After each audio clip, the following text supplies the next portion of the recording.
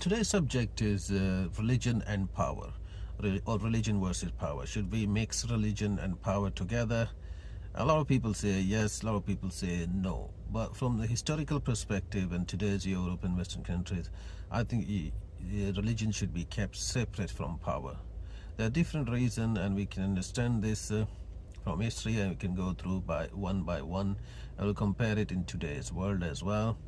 I think religion is mass control, and it can, if you mix it with power, there will be deadly consequences, and the country might plunge into civil war and persecutions, anarchy, and other examples are there.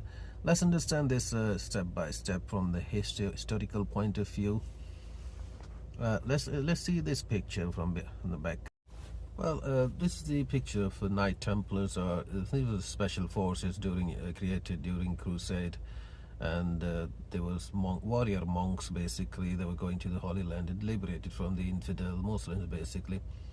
And by the time during the Seventh Crusade, they grew stronger and stronger, and they had their own parallel government. And basically, they were only answerable to the Pope, not to the government or Church of England or King of France or King of England. So they had a lot of lands and charities, and they grew up very powerful, and modern banking was introduced by the Knight Templar as well.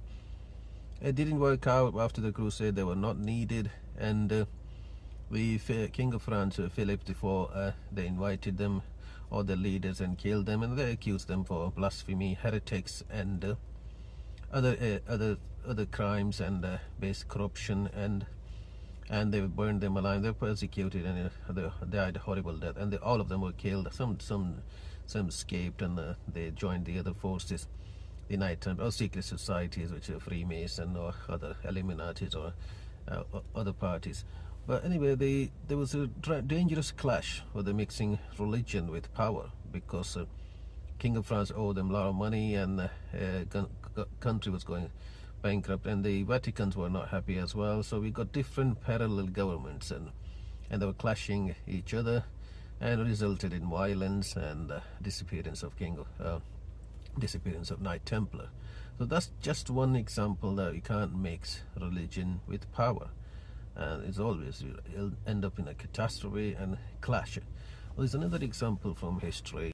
Here we got another example, Henry VIII, medieval king, and a king of England, and he was a troubled life, and there was no heir to the throne. I mean, he needed a male throne, and so prince, so he wanted to marry because of Catholicism,